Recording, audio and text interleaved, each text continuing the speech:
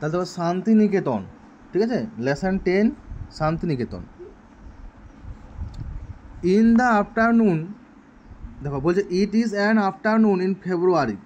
তাহলে এইটা কখনকার কথা বলা হচ্ছে? It is an afternoon in February, ফেব্রুয়ারির মাসের একটা দুপুরবেলা। A mild wind is blowing, একটা মৃদু বাতাস বইছে। তাহলে কী হচ্ছে? A mild wind is blowing, মৃদু বাতাস বইছে। দ্য সানলাইট ইজ সফট, সূর্যের আলোটা কেমন? নরম, হালকা নরম সূর্যের আলো, মানে বেশি গরম লাগে নাই।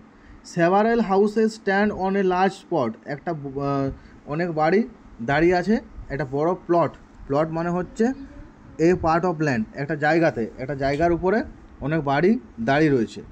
The houses are fixed to their spot, ওই বাড়িগুলো ফিক্সড রয়েছে, স্থির রয়েছে। টু দেয়ার স্পট মানে ওই যে জায়গাটাতে যেখানে বাড়িগুলো আছে, বাড়ি তো এমনিতে নড়নচড়ন করে নাই, তাহলে বাড়িগুলো একটা জায়গাতে ফিক্সড রয়েছে।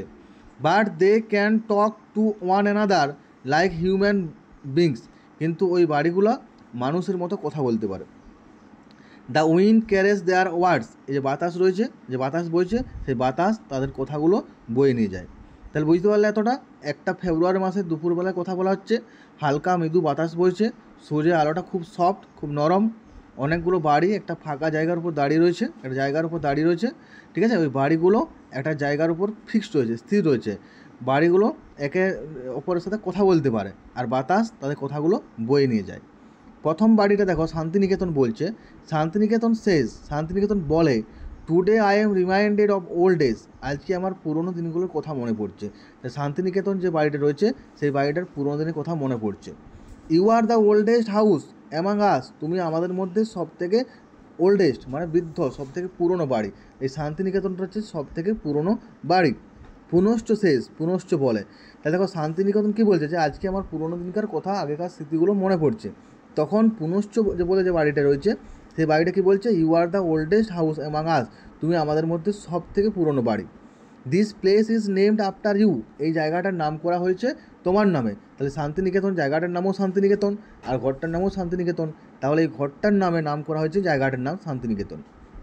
তাই ওটাই বলছে this place is named after you, এই জায়গাটার নাম করা হয়েছে তোমার নামে। Punashcha stand by a copse of sal trees, copse মানে দেখো নাম্বার অফ ট্রিজ, ঠিক আছে। তাহলে এই যে বাড়িটা পুনশ্চ বাড়িটা দাঁড়িয়ে রয়েছে কোথায়? By a copse of sal trees, অনেকগুলো শাল গাছের তোমার মধ্যে দাঁড়িয়ে রয়েছে এই পুনশ্চ বাড়িটা, ঠিক আছে। অনেকগুলো শাল গাছ রয়েছে, শাল গাছের মধ্যে। শান্তিনিকেতন স্মাইল, শান্তিনিকেতন হাসলো, মৃদু হাসলো, স্মাইল মানে কি? মৃদু হাসা।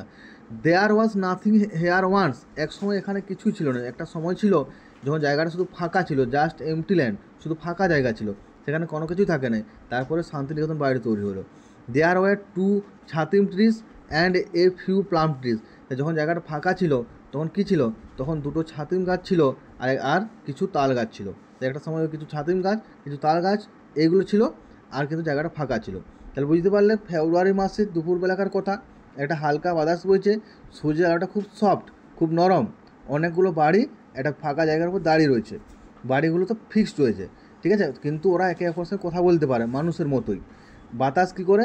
তাদের কথাগুলো বয়ে নিয়ে যায়। শান্তিনিকেতন প্রথম কথা বলছে, আজকে আমার পুরনো দিনগুলোকার কথা মনে পড়ছে।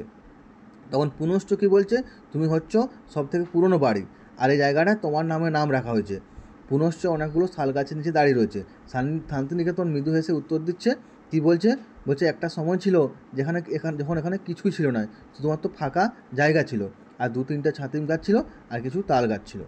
দেখো মাইল্ড মানে হচ্ছে জেন্টেল মানে মৃদু, প্লট মানে হচ্ছে এ পার্ট অফ ল্যান্ড একটা জায়গা, আর কপস মানে হচ্ছে নাম্বার অফ ট্রিজ মানে ওই অনেকগুলো গাছ, ঠিক আছে। পড়ে আসবে। টাটা।